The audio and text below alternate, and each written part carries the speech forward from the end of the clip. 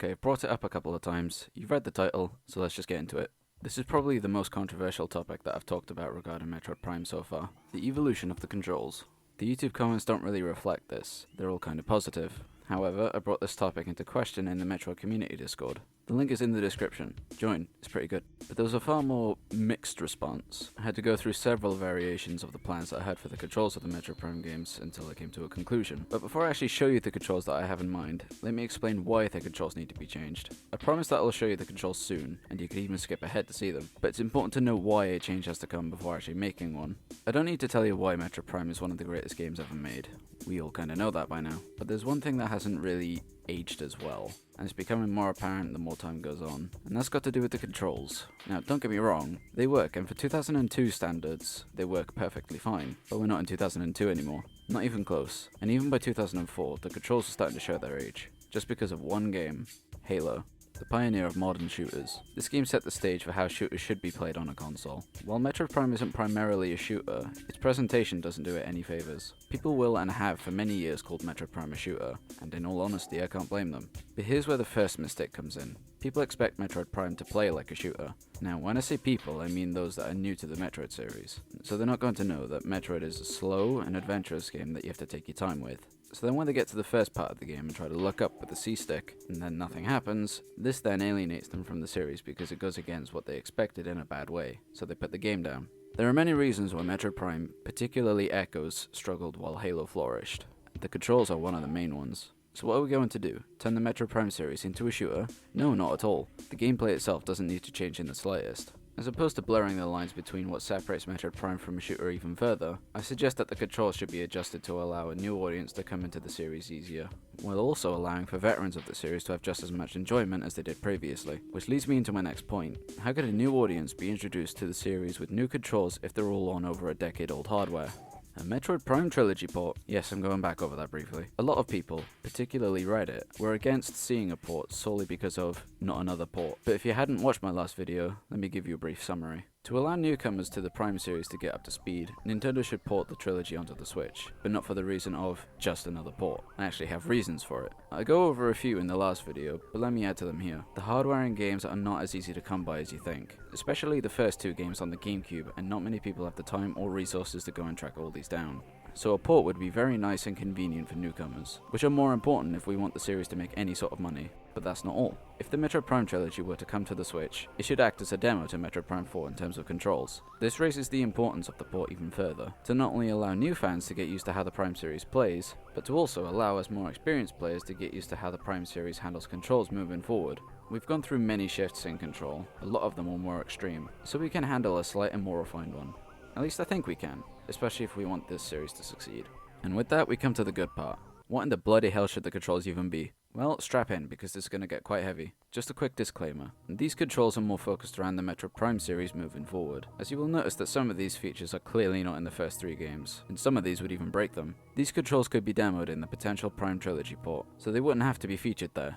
Now onto the details. These are the controls of the Metroid Prime series that I have come to a conclusion on. Now, this image will stay on the screen for a while so that you have a chance to really soak it in. You can even pause it if my talking is distracting, but I'm going to break this down anyway. There should be, at a minimum, two layouts to the controls of the games. I say at a minimum because, in all honesty, we should be able to have complete control over what buttons do what, but I don't think that'll happen. So I think the closest that we'll get to that are layouts, which are what you see here. Let's start with the veteran controller layout, since this will be far easier to explain and shouldn't get the older fans instantly wanting my head. These are going to be the controls that we will be most familiar with. I've taken care to get these buttons as close to the original two games as possible. So if you played the Prime games on the GameCube, you will know what to expect when it comes to controls. So I'm going to talk about the ones that I have moved. The map. This makes sense to be on the select button, since the GameCube controller didn't even have a select button. And so with the R button, which is usually where the map is, it could be home to a new upgrade that gets added, but I'll talk about that in a bit. The other mechanic that I've swapped around is the morph ball. It used to be on the X button, but since the A button is there now, it just makes sense to move over to the Y button. So the A button will be more for shooting, as you'd expect. Also, I made sure to add a beam wheel on the right stick. You'd have to press and hold on the stick to get the wheel up, and then move the stick to select the beam. Much like how Doom handles weapon management. This opens up the possibility to have more than 4 beam types. Now, this feature doesn't need to have a time slower mechanic since Metroid isn't as fast paced as Doom, but it's definitely something to take note of. The stick would also house the ability to switch beams quickly, though this cycles between the last two beams that you've used.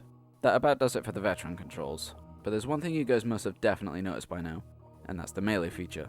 This is probably the one thing that people were really divided about, with the exception of lock-on, as I didn't feature it in my initial concepts of these controls. I'll go over why I've included a melee option in a bit, like the possible new upgrades, but before that, I'll go over the default controller layout. The default controller is what you'd call something more modern and approachable. This was initially the only layout that I had, but when I showed the Metroid community Discord, they kinda knocked some sense into me in that I'd be alienating a large portion of people that just wouldn't be able to move away from the previous controls. Even though we've done that before, but that's not the point. These controls are definitely more what someone would expect if they were playing a shooter, using the triggers to shoot, right stick to look around, and so on. This is not as big of a problem as people make it out to be. One of the biggest complaints of using the triggers to shoot was rapid tap fire. Semi-automatic weapons exist in video games, some that shoot very quickly using the trigger. This isn't new, and even then, if you hold it, you still charge the beam that you were using, so there's that. Now the biggest thing that this layout will change is how you look around, because this layout uses dual stick controls. Left stick is to move, and right is to look. And while I personally don't feel that it's entirely necessary, I've made sure to include the lock-on feature here as well. This could be changed to just house the grapple beam and spider ball. To scan, you'd have to press the fire button at something while the scan visor is active. It could be an optional feature that could be toggled, I don't know. And yes, the scan visor is 100% coming back. With the dash, this wouldn't be tied to a lock-on in that case, since before, you needed to do so in order to use the dash. You should be able to do this without having to lock on and should be able to use this in all directions. But you have to be moving in the direction in order to dash that way. It's about time that we see Samus's potential when it came to agility in the Prime games, since we only ever see it in anything that isn't a Metroid Prime game. Onto the R button. This works in almost exactly the same way as the veteran's way of switching beams, just that you use the right stick to choose your beam while holding the R button. The visor should remain the same on both controls, since I really don't think we need more than 4 visor types. Scan, combat, maybe even 2 new ones, or even 1 new visor and the command visor for your gunship, which I would not object to. The main buttons would house potentially the 2 new upgrades and the typical jump and morph ball. Now onto the juicy parts, the melee. Come on! Why do we even need a melee feature? Well, given how the last few main Metroid games have been steadily implementing close quarters combat, it's safe to say that we'll get this. I will be surprised if we don't. But why? Well, do you remember when you played Metroid Prime and then an enemy, most likely a space pirate, just ran into your face and you couldn't hit them because they were too close? Yeah, that's happened to me a lot. Every single time I've played one of these games, this has happened to me on at least 5 occasions. The only purpose that this feature would serve would be to allow you to get a better shot by knocking the enemy away and stunning them for a brief moment, and so this would leave them open to fire. Using a melee attack could be another way to break down walls, opening more paths for you to go down. This feature wouldn't end up like Doom, where there are glory kills or assassinations like in Halo, though I wouldn't object to that. With regards to optional features, motion controls. These have to be an optional feature. Metroid Discord made sure that I mentioned this. So what motion controls can we expect? Point aiming won't return like it was in the Prime Trilogy. That's just not going to happen. Gyroscopic aiming controls are the next best thing. Motion controls could be used like they were in the Prime Trilogy, with features like the spring ball and pulling with the grapple beam. I personally don't like motion controls at all, but I know a lot of people do, so there we are. Sensitivity options are a must if you're a dual stick game, along with the ability to invert your controls and to have some type of aim assist. This is a console after all. Moving on to new upgrades, I have a couple of ideas for them. To get visors out of the way, there could be one that detects Federation technology, which is needed to solve certain puzzles and to track where Silex has been. Because yes, Silex is going to be the main enemy of this game, guaranteed. A slightly lazy option is to bring back something that we've had before. Thermal, X-ray, even the Echo visor. The command visor should come back though. This would allow fast travel to come back, though of course you need to have gone to those places in order to fast travel. This would also open up the possibility of being able to use your ship for combat while being in it, though this might be a bit too much as I want it. One very possible visor could be a zooming visor, which is kind of self-explanatory, though if it just zoomed it would be a bit boring. It could possibly allow you to mark waypoints if things got more open, or even be able to take pictures easier by having a variable zoom and having the HUD not be visible while it's active. Another idea is to have a tracking visor, where you can mark certain objects or enemies. It tracks their movements from room to room, or even over the planet. This could also be used if the end of the game has an item hunt, where if you've collected one piece of the item set, you use the tracking visor to see where they all are, or at least which room they're in, and how to get to them is up to you. Something that came up in the Metroid Discord is a night vision visor. Night vision? Hell yeah. What if Metroid Prime 4 had a day-night cycle? We would need a night vision visor then. This is a brilliant idea, I think. Moving on to things that could be in the Morph Ball, the Metroid Discord and I came up with 2 things. One is an ability that lets you slam down on the ground in the Morph Ball while in the air. This would be for places that you couldn't melee for some reason. Another ability is to link your bombs up, much like how Silex can. This could be used to connect electrical devices to activate, and potentially give us a new upgrade, or even open another path. For the new upgrades that could be used while you're in your power suit, one of these could be a shield, which is what the Metroid Discord suggested. I think this is a cool idea, though this would seem to encourage a more combat-focused game. Although, this could be used as a counter to certain boss weapons or abilities, such as a space pirate with a sword, of who lashes out and then you activate the shield, parrying the attack, and then leaving them open to attack, though some enemies could work around it perhaps. And for an upgrade that people may be mixed on, temporary upgrades. Let me explain what I mean. These are just items that you can find on the map, and you can only have one of these on you at a time. The type of items that I've come up with are a jammer, a flare, and an invisibility cloak.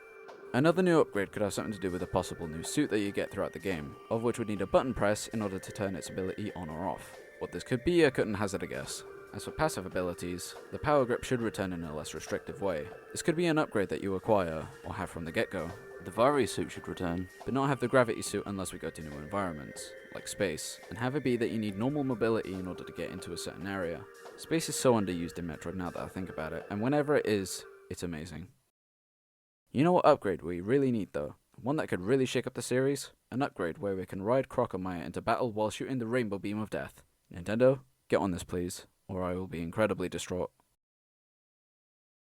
So there we have it. That's my video on what I feel should be the control schemes for the Metroid Prime series moving forward, along with some ideas for some new abilities. This took a phenomenal amount of time to do. I'm glad I gave myself a little extra time to do this. I hope that you guys enjoyed this video.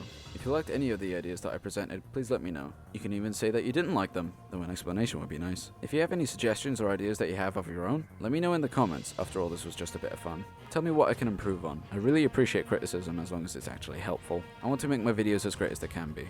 My next video will be talking about my love for the sorely underused and underappreciated F-Zero franchise. It holds a special place in my heart, and so I want to show it some love. And hey, maybe it'll prompt Nintendo to make a new one. So that's it from me.